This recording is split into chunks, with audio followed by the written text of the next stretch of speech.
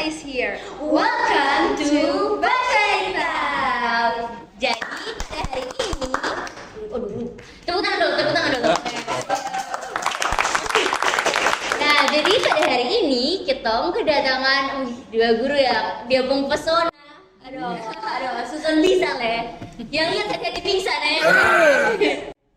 Yaitu siapa tuh Santa? Ada Teacher Freddy dan Teacher Uya. Hai. Nah, for your information, Teacher Freddy juga merupakan pembina Eskul Jurnalistik dan juga co-host kita hari ini. Tepuk Ya, peran ganda. Waduh. Padahal lagi sibuk-sibuknya nih ya. Sibuk banget. Wow. Mungkin dari Pak Freddy dan Ibu ya ingin memperkenalkan diri biar penonton-penonton lebih tahu. Oke. Hai, CB Fans. Nah, itu sebutan ya untuk netizen. Keluarga besar. Oke. Ya, jadi sedikit informasi bahwa ini channel pertama yang kita buat dari jurnalistik kelas, ya, di mana school ini kita buat satu acara atau podcast yang berbicara tentang guru, siswa dan juga tentang sekolah. Jadi semuanya berhubungan tentang sekolah. Ya, jadi kita ini perdana loh kita buat. Tepuk tangan dong. Ya. Mungkin ada yang tahun depan mau masuk jurnalis. Iya, terbuka. Open member. Tapi hanya Citra Bangsa ya. Citra Bangsa only. Ya.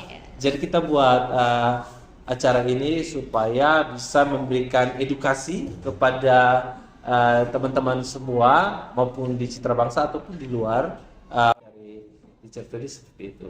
Dari Teacher Uya?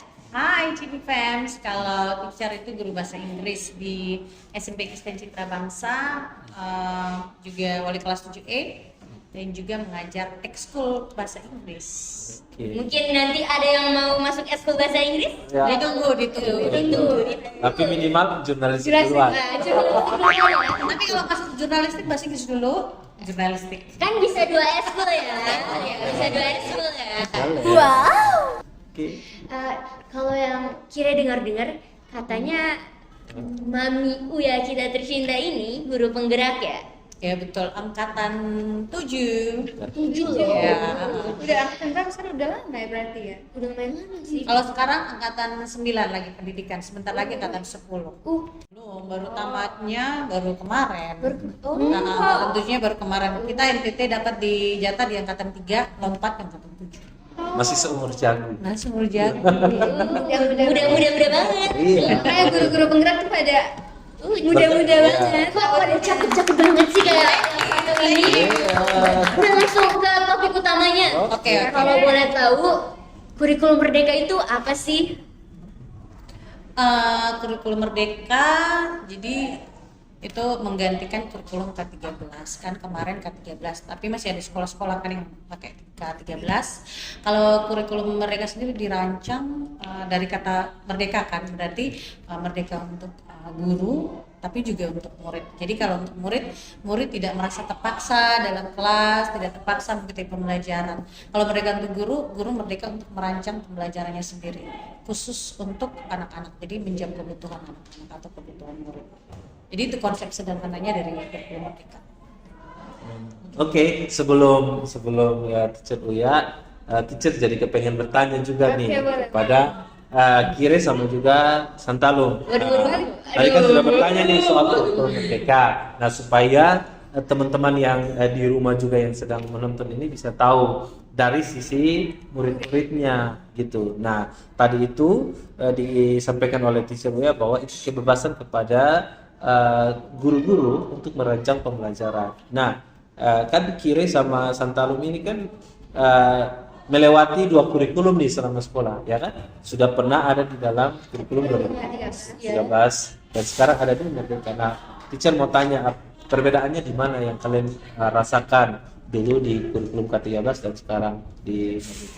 Kalau dari Kiri sendiri sih dulu ya guru masuk mengajar untuk menyelesaikan materi. Kalau sekarang guru masuk belajar untuk mengajari dan mendalami karakter murid. Lebih seperti itu sih. Kalau dari Santa sendiri? Kalau dari sana sih kerasa sih perbedaannya, terutama di K13 itu adalah ketika guru cuma masuk, ya materinya selesai, berarti pembelajaran juga selesai di hari itu juga. Tapi kejar target. iya, tapi ketika di kurikulum Merdeka itu cukup banyak interaksi yang terjadi antara guru dan murid. Lebih apa, interaksi, atau lebih murid juga banyak yang apa, lebih apa, bukan dominan guru ya, Iya. tapi murid juga, dominan murid juga gitu. Iya betul. Jadi di kurikulum Merdeka guru sebagai fasilitator. Artinya guru dia hanya memberikan dorongan, motivasi, bimbingan kepada murid. Jadi murid yang lebih berperan aktif dalam pembelajaran. Jadi ketika murid datang, setidaknya murid sudah punya pengetahuan tentang topik yang akan dibicarakan. Jadi mereka lebih banyak aktif mencari informasi dalam diskusi, presentasi, betul kan? Lebih banyak diskusi presentasi di kurikulum Merdeka kan. Nah jadi guru hanya membimbing, memotivasi, istilahnya hanya sebagai fasilitator. Jadi sebagai nanti muridnya sebagai pembimbing pembelajaran. Iya, saya pernah baca tahu. Ya. Pasti ada ya murid yang merasa jenuh, merasa bosan ketika menghadapi sebuah pembelajaran. Cara dari teacher gimana sih untuk mengatasi murid-murid yang waduh gampang banget bosan? Iya. Ya kalau dari teacher kan bahasa Inggris itu lumayan lama loh, 3 jam. 3 jam pembelajaran itu kan 1 jam pembelajaran 40 menit. Kali 3 120 menit, 2 jam bayangkan dalam kelas. Nah, jadi makanya harus diselingi dengan ice breaking, games supaya murid tidak bosan dalam kelas. Apalagi kalau di jam-jam terakhir kan ngantuk kan. Jam-jam rawan. Jam-jam rawan. Jam-jam lapar itu. Iya, betul. Jadi harus dikombinasi dengan trik-trik agar murid tidak bosan. Nah sekarang teacher juga kepengen tanya ya, jadi lanjutan sih dari teacher Uya. Nah kalau kalian sendiri nih, tadi kan kebebasan juga dari guru untuk merancang pembelajaran dan segala macam. Nah kalau kalian jujur nih, ya, jujur ya, mengalami tidak namanya apa, terbeban atau sesuatu yang apa, di luar dari ekspektasi kalian tentang merdeka nih? Oh katanya merdeka belajar, kok kita sebagai murid kok kayak gini-gini, ada tidak? Atau berjalan baik saja? Pastinya ada ya, pasti ada sih. Sekali, ya mungkin sekali sih ngerasain kayak gitu. Apalagi ketika kita kan memperbanyak yang namanya interaksi antar teman juga kan di dalam kerja kelompok. Mungkin ada beberapa kali itu malah hanya satu pihak yang dibebankan dengan tugas-tugas kelompoknya, yang lain malah kayak sibuk sendiri sama urusannya. Tapi kadang-kadang itu ada yang sudah mulai mengerti dan akhirnya kayak membantu gitu, dan mulai tercipta kerjasama yang lebih dibandingkan pada saat K13 itu.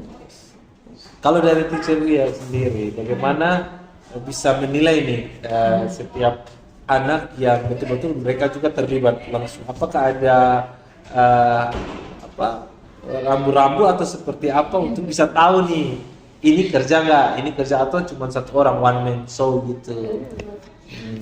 Kalau penilaian dalam diskusi kelompok tentunya guru juga harus melihat secara individu dalam prosesnya. Misalnya dalam diskusi kelompok mana yang aktif, mana yang tidak aktif. Ketika dalam mengerjakan proyek juga walaupun dalam kelompok kan dilihat mana yang kerja, mana yang tidak. Dan kita juga harus sebagai guru harus dalam kelompok harus ada koordinator yang mengkoordinir semua anak-anak dalam kelas.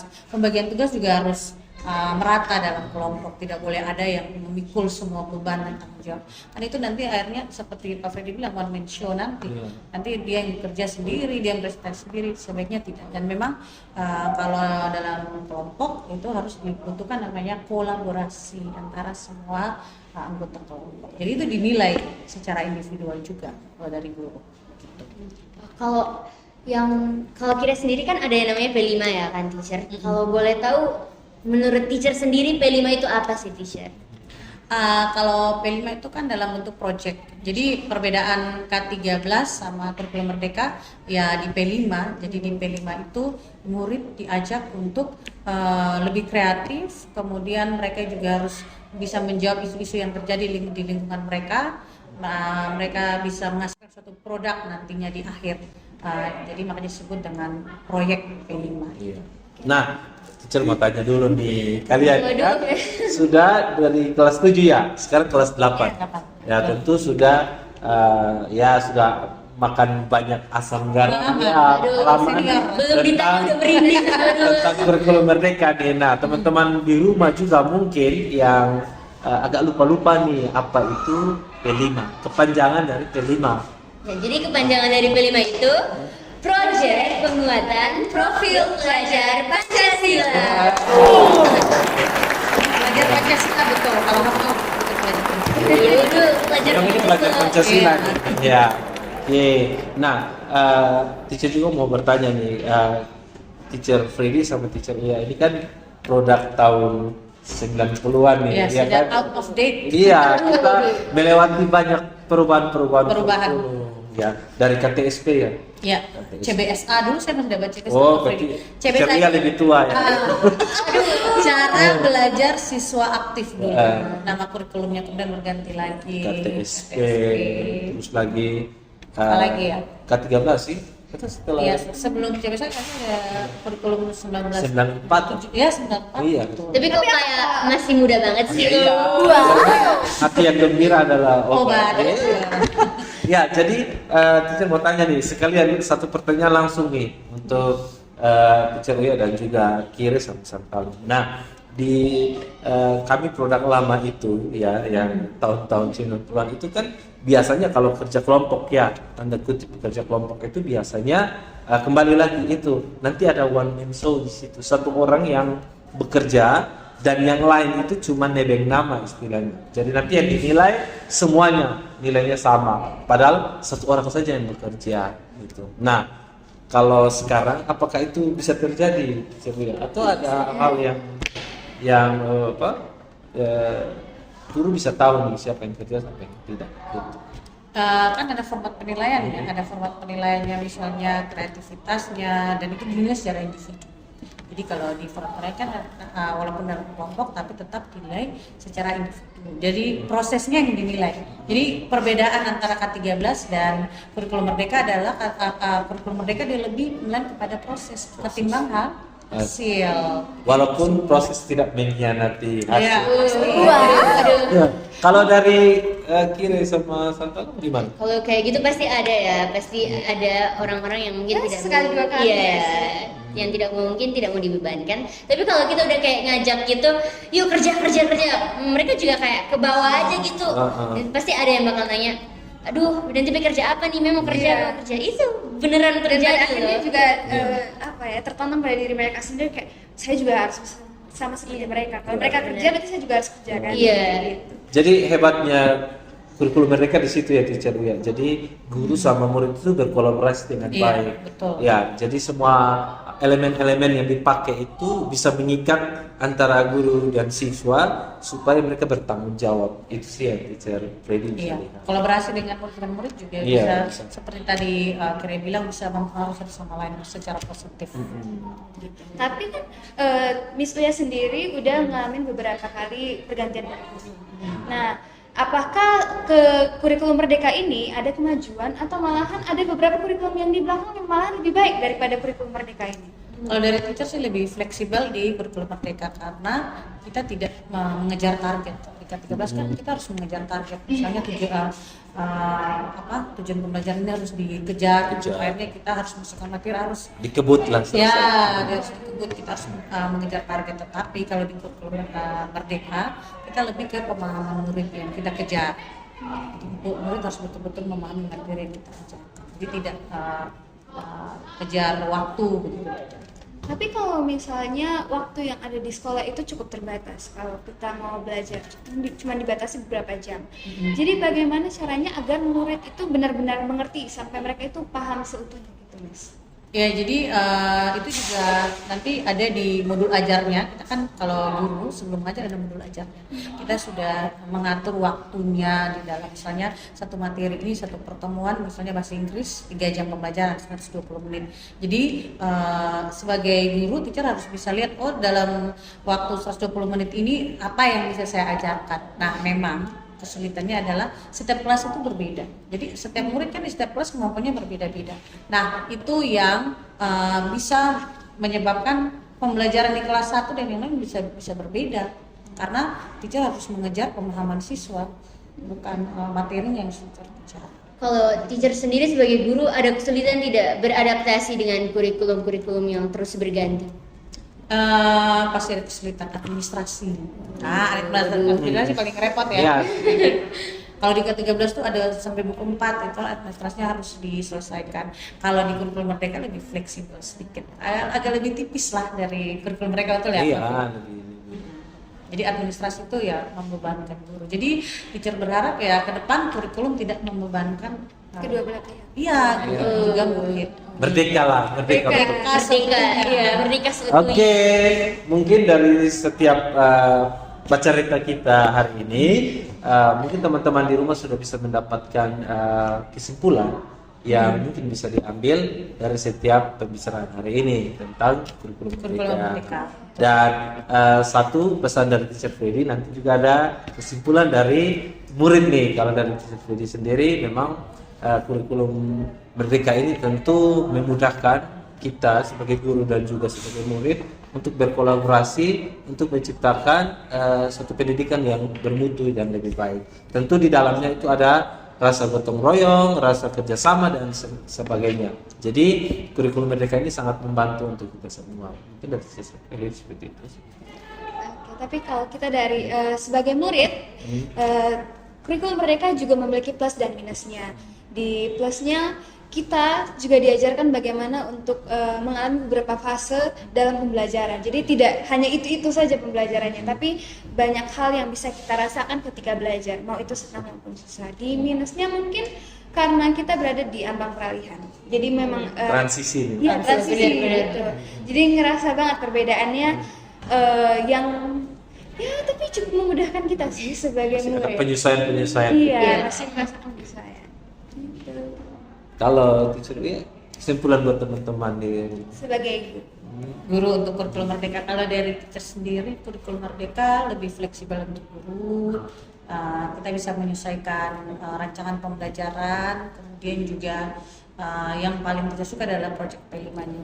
Murid lebih kreatif, lebih berpikir kritis, dan juga produk-produk yang dihasilkan sejauh ini saya lihat mereka ternyata punya kemampuan yang luar biasa. Oke, sebagai co-host sampai di sini dulu video kita, dan selanjutnya saya serahkan nih ke hostnya. Gimana? Katanya co-hostnya mau pantun, Oke, mau pantun. Challenge nih, challenge. Oke, pantun. Buah naga, buah pisang. Cakep. Buah pinang, buah pepaya. Cakep. Semuanya buah-buahan. Ya. Ya kan? Sisi Iya kan? Kan? Ya. Oke, sampai di sini dulu video kita. nantikan konten kita selanjutnya hanya di Jurnalistik. Wah.